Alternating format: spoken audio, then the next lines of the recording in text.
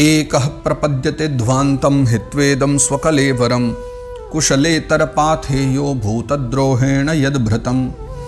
तो अपने इस शरीर को यहीं छोड़ करके प्राणियों से द्रोह करके एकत्रित किए हुए पाप रूप पाथेय को साथ लेकर वह अकेला ही नरक में जाता है।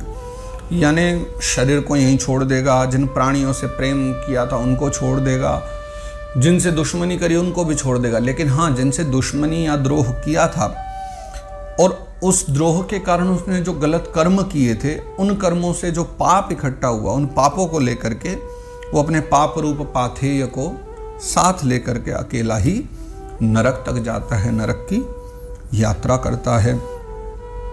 दैवेनासादितं तस्य शमलं निरये पुमान् भुंक्ते कुटुंब पोषस्य हृतवित्त इवातुरः। मनुष्य अपने कुटुंब का पेट पालने में जो अन्याय करता है, यानी पेट पालना अच्छा है सबका, परिवार का, ये तो करना भी चाहिए, धर्म कहता है, लेकिन उसके लिए जो अन्य को दुख देता है, अन्याय करता है, अपराध करता है, उसका दैव विहित कुफल वह नरक में जाकर के भोगता है। हम लोग कितनी बार कहते हैं ना, बताओ इतने अपराध कर रहा है व्यक्ति फिर भी मौज में, आज नहीं तो कल भुगतना तो पड़ेगा। ये कर्मों की गति बड़ी विचित्र है।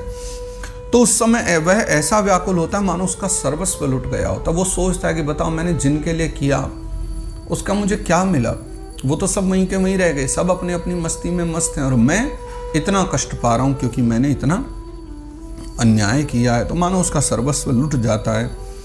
केवलेन ह्यधर्मेण कुटुंब भरणोत्सुकः याति जीवोन्धता मिश्रम चरमम तमसः पदम।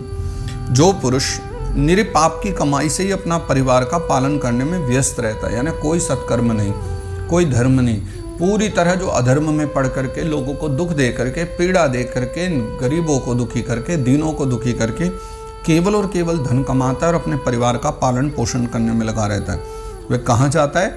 अंधता मिश्र नाम के नरक में चले जाता है, जो नरकों में चरम सीमा का कष्टप्रद स्थान है। यानी जितने नरक कहे गए उनमें बहुत ज़्यादा एक चरम सीमा वाला नरक है जिसमें कष्ट बड़े अति मिलते हैं, अंधता मिश्र जिसका नाम है।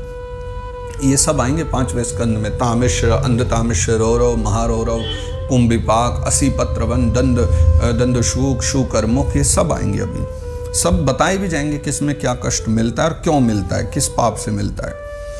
अधस्तान्नरलोकस्य यावतिर्यातनादयः क्रमशः समनुक्रम्य पुनरत्राव्रजेच्छुचिः।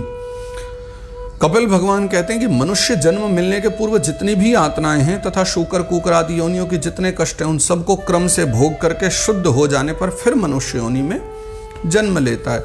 यानी मनुष्य जन्म तो बाद में मिलेगा, उससे पहले जितनी भी यातनाएं हैं अपराध की, पापों की, उसको वो सारी यातनाएं भुगतनी पड़ेंगी नरकों की, जो जो उसने कर्म किए थे उनके अनुसार। फिर उसको मिलेंगे योनियों में जन्म, कुकर शूकर आदि, कुकर यानी कुत्ता, शूकर यानी सुअर। तो इन सब योनियों में, निकृष्ट योनियों में, इसके अलावा भी हजारों लाखों हैं, उन किसी भी योनियों में उसको भेजा जा सकता है और उन योनियों के जो कष्ट हैं उनको वह सहेगा।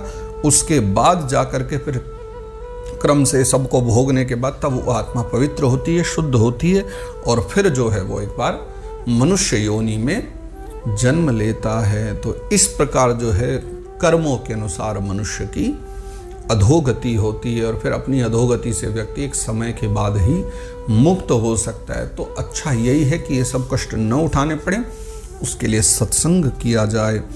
और इतना कहते हुए फिर यहाँ पर भगवान वेदव्यास ने कपिल भगवान की वाणी को विश्राम दिया और 30वां अध्याय यहाँ विश्राम लेता है।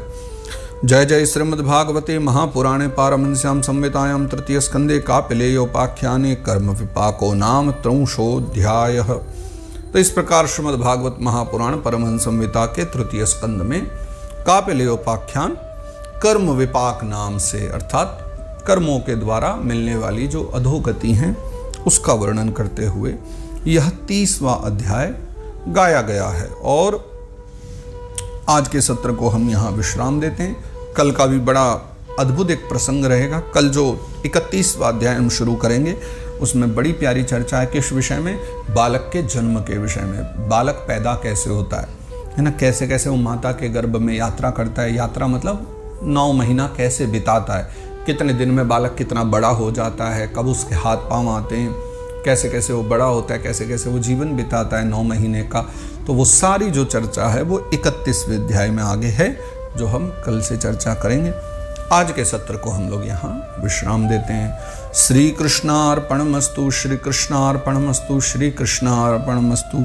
श्री गोवर्धन नाथ की जय।